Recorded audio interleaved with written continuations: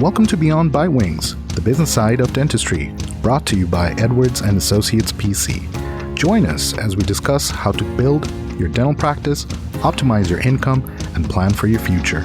This podcast is distributed with the understanding that Edwards & Associates PC is not rendering legal, accounting, or professional advice. Listeners should consult with their business advisors before acting on any of the information that is shared. At Edwards & Associates PC, our business is the business of dentistry. For help or more information, visit our website at enassociates.com.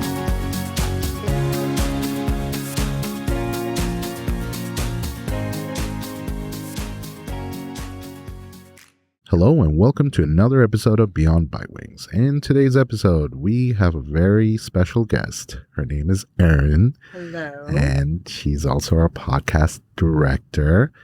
And we decided to do an episode to talk about...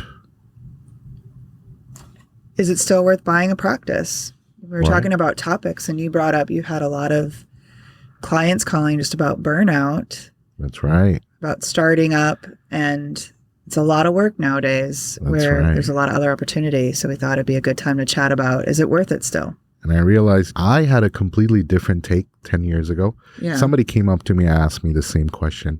Let's say somebody who just graduated out of dental school, worked under someone for a couple of years, and then they come up to me and they're like, hey, do you think it's a good idea for me to, do a startup? And for the most part, I would say yes. But a lot has changed in the past 10 years, right? Whether we're talking about urban cities getting overly saturated, reimbursement rates shrinking, different business models, including PE investors entering the market. And I'm talking about the DSO folks. Now there are multiple factors to be considered before I can answer that question, right? And I think every time I get asked that question, the first thing that pops in my head is the location. So can we back up though for a minute? Yeah. Because you said that like location, like all that. So before we get into like what you should look for instead, you mentioned like there's oversaturation of markets, Yes. what would you say to, because I feel like 10 years ago, Mm-hmm. and again, I've learned a lot about this industry through you all. No, it hasn't been 10 years, but it kind of felt like that would have been what you did. You went to dental school, maybe you did work for somebody, but the end goal was always to own your own practice, right? That's correct. Like that's what you were going to do. Right. Where nowadays it doesn't feel like that anymore. I know you mentioned where you would say, Yeah. So there's factors, but is there like an overall something or some things that you've seen where this has really changed your mind from a, before I say that's the end goal, like Right. this is why it's not. Right.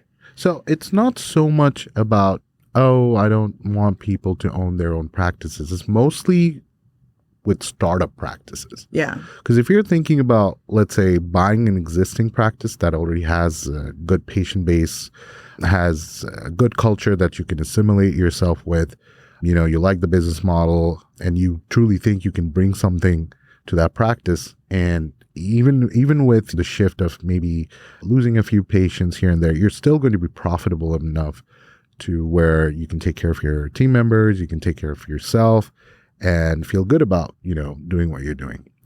However, the scene has changed quite a bit, and I'm specifically talking about urban cities here. Yeah.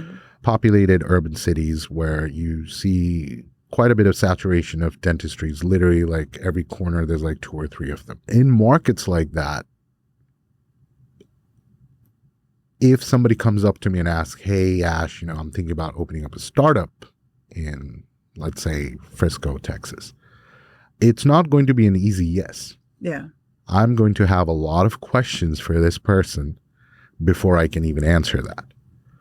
Have you done your research? Do you have a professional team that can help you, guide you through it? What's your business model? Are you going to be Medicaid heavy, or are you going to be accepting PPOs, or are you going to go fully fee for service?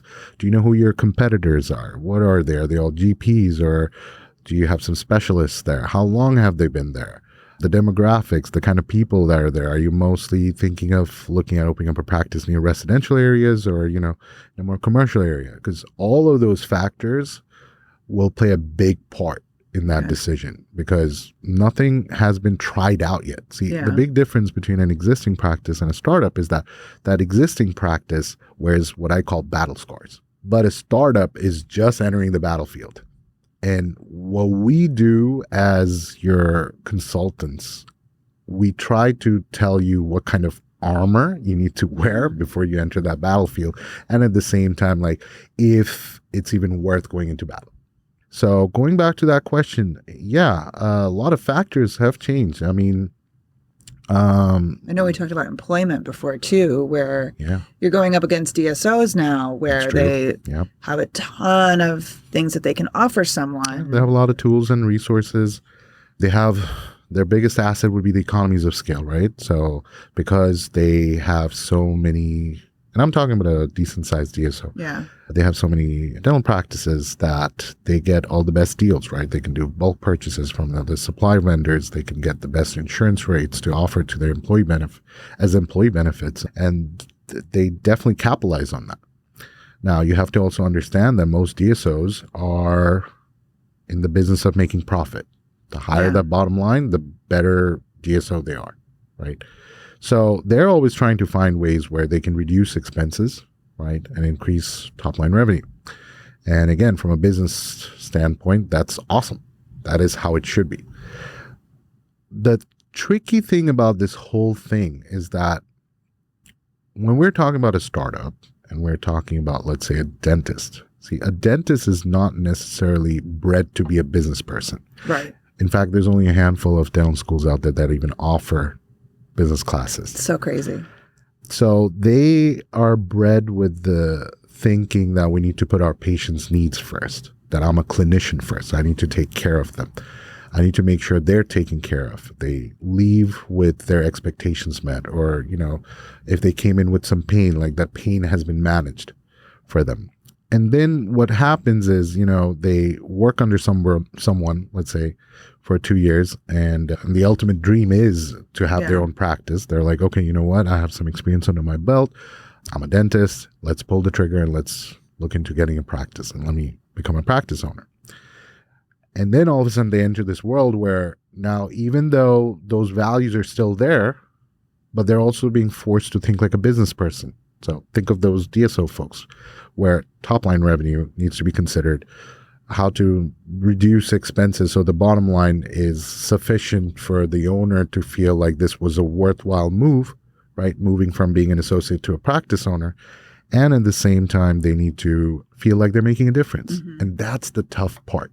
Yeah. It's very difficult for a dentist, in fact, any clinician, to find that balance where they can feel like they're doing what they entered this world for at first, and at the same time utilize enough business acumen to be profitable, not just for themselves, but also for the team members that they're working with. And that's also another thing I always say, that I think it's important to figure that part out as well of yourself before you even decide to enter or even think about having a startup. Okay. Because it might not be for everyone. And I'm not saying it to negate the ability of a dentist. It's just different people are wired differently. In fact, at times I see that dentists that just work for someone else, they have a better standard of living, lifestyle than someone, let's say, who's had a practice for 3-4 years and they've been struggling. Yeah. So it doesn't mean one thing or another. It's just what's right for you. Well, and just too, you talked about like buying an existing business that has a battle wounds. Mm-hmm. Are you willing to take the battle wounds? Like, I mean, it's not if they're going to come, it's when, right? Like, I mean, it just stuff happens with starting a business, or even, I mean, just because you get past a certain point doesn't mean it's smooth sailing. You're going to hit those, and you just got to decide what you're willing to take on and what you're willing to do, especially as you're getting started. Mm-hmm. So we see these issues. You mentioned like cities are kind of harder to navigate when it comes to starting.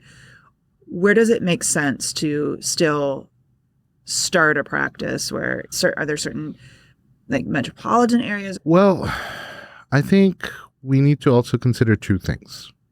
alongside the location part. Yeah. Because they go hand in hand. So location is important. I mean, of course, location.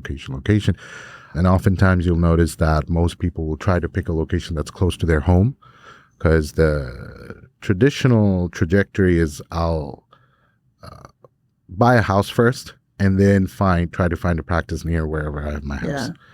When in reality, I think it should be the other way around, where you should find that location first and then make that your home, at least temporarily, while you're establishing your business or getting it to a point where you can move on to other things. Now, with that, you also need to think of, how do you see yourself building this business? So for instance, let's say you want to be Medicare heavy, right? Mm-hmm. So that means it would be more volume based, meaning you need to be seeing more patients per day than, let's say, somebody who's more PPO heavy. Right. Right. So your business model would have to be a certain way, and you need to be okay with that. So the reason why I'm saying this is because the 2 years of experience, and this is relevant because most lenders will ask for that, that have you at least worked somewhere for 2 years before they can make you eligible for the loan. Now, that doesn't mean that you can't get a loan. By the way, I should tell you, most lenders love working with dentists. Dentists, amongst all clinicians, they have the lowest default rate, so lenders love that.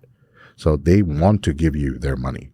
But still, most of the big players out there, they have some requirements, one of which is you must have been an associate for at least a year or two.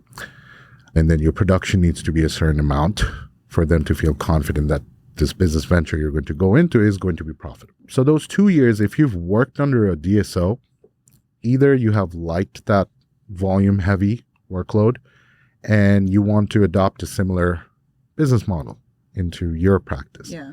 Or you detested it and you're like, I never want to do that. I want to do the exact opposite. Yeah. That also comes into play, like your experience, whether it was positive and you want to, carry that on into your practice, or it was horrible and you want to do something completely different. And that should play into your deciding the location, because depending on the part of the country or the town, that will also determine your business model. Yeah. Let me give you an example. Let's say you pick a middle of nowhere town, right? And most of the people there are either farmers or ranchers. They don't have dental insurance or health insurance. So for a place like that, if you decide to open up a practice, your business model would most likely have to be more fee for service, right? And then you also need to make sure what percentile of fees you need to apply in that business model for it to be profitable. Now, you will have some perks of operating or having a practice that is far away from an urban setting, because typically the rent is cheaper. But then again, it might be harder for you to find employees because you probably have to pay more to your employees so they could move from other bigger cities to your town. So there are ups and downs, but again, it's more about you. Yeah. It's like, okay, so I've determined the location, also look into the factors, the demographics, the population, the education, the median income, and then the kind of services you're going to provide. Like, are you a GP? Are you a specialist? Do you think there's even a need for it? There's a rough number I have for people. I typically say that if you're thinking of picking a city where you want to open up a location, look at the population and then divide it by 8,000. And whatever number you get, that's the maximum number of practices there should be in that city. Oh. So if it's higher than that, that means it's already saturated. Okay. So again, this is a very general rule of thumb way of looking at it. But I'm sure like when you get closer to actually being serious about it, there's going to be real other ways of like really deciding like this is where I want my business, right?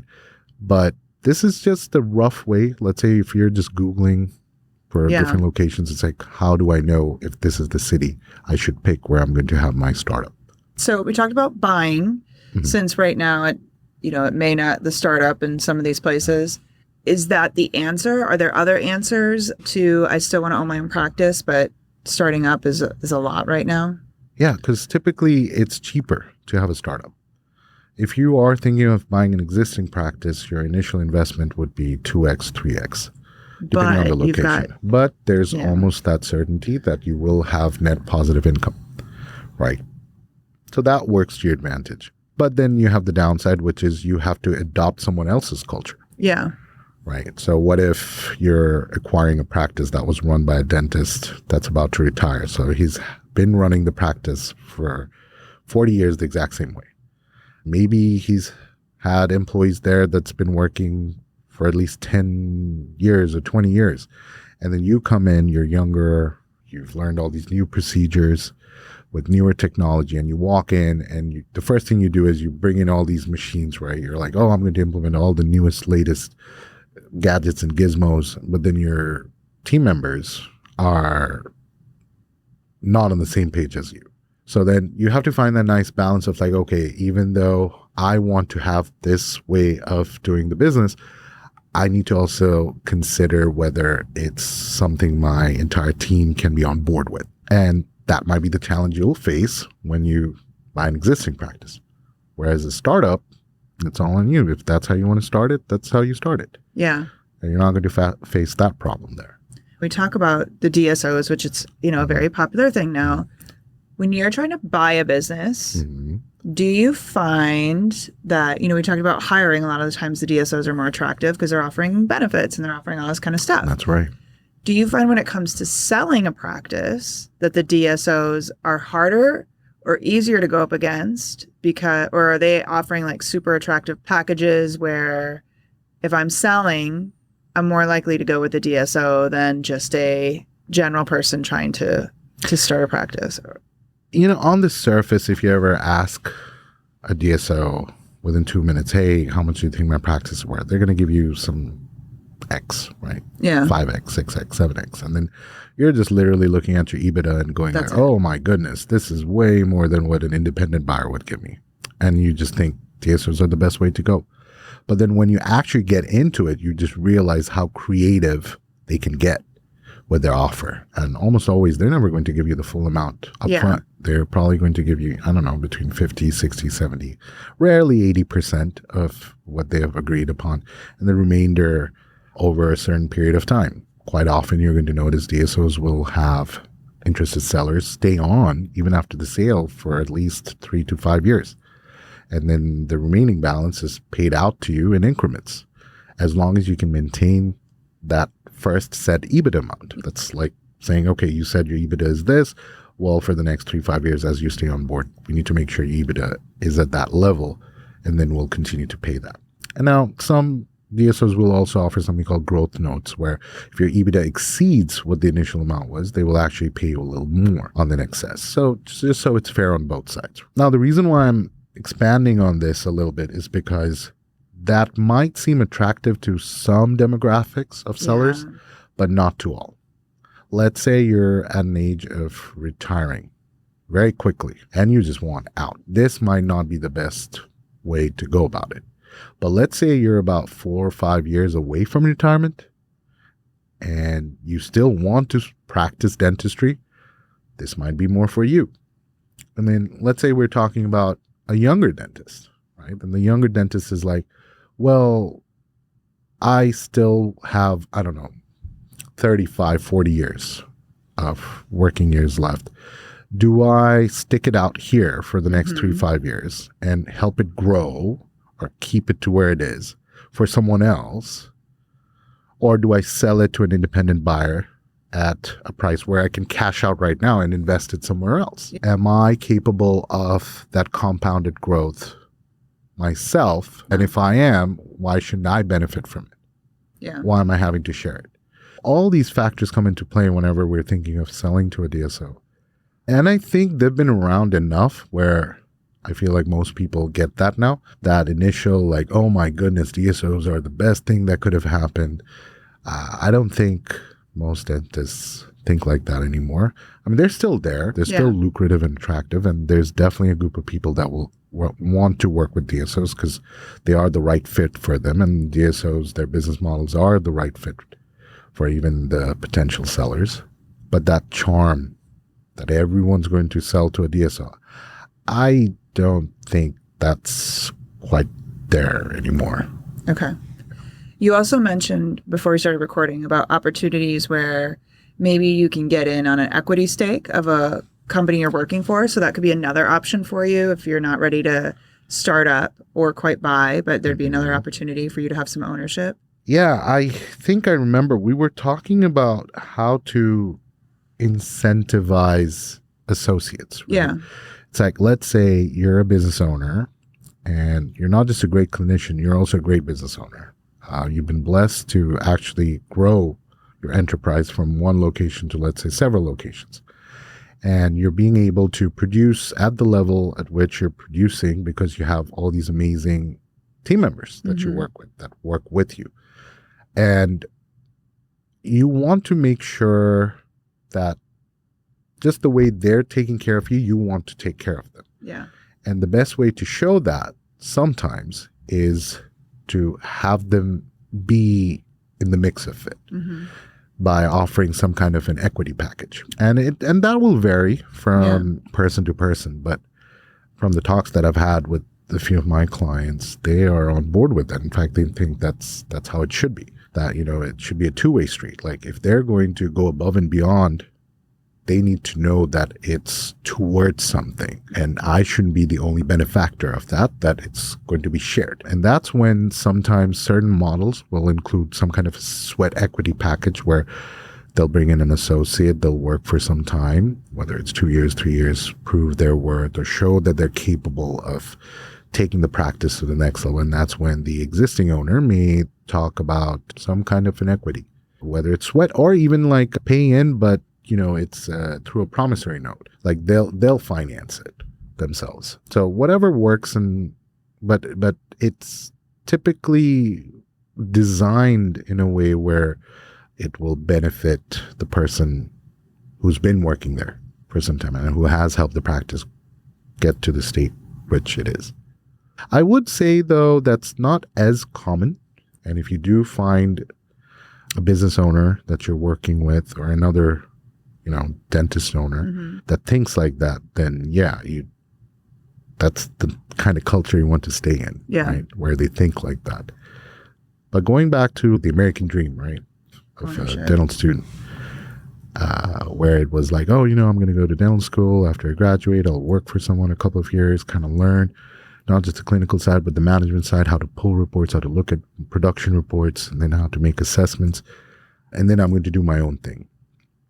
10, 20 years ago, that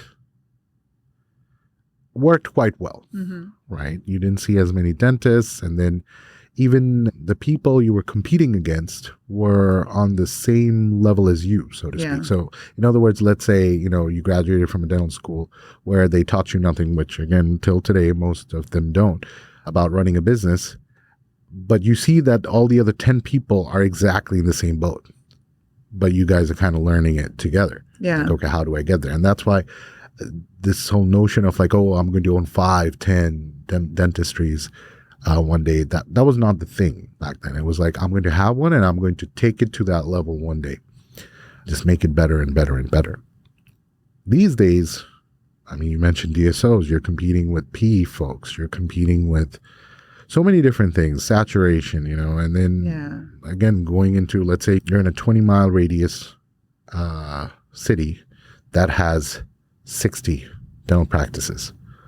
What can you do to remain profitable? Right. There's only limited resources, meaning there's only so many population that will require dentistry.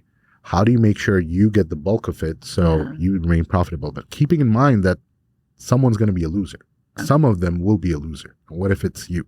So there's not enough to go around, especially in urban populated cities. So it's more important these days where you think about all these factors before moving in. And you know what surprised me? I do have to mention generations. I feel like you do see a stark difference in the way people think, depending on the generation they're from. Let's say you're talking to someone who's been practicing dentistry for 30, 40 years, how they think versus, let's say, somebody who just graduated out of school. It's kind of similar to, let's say, at the risk of showing my age, like we were told to own a house one day. Exactly. We're getting older. And buy things. Right. These days, they would rather rent because they don't want to mow the lawn. They'd rather pay the HOA, they increase the HOA and have someone else take care of it.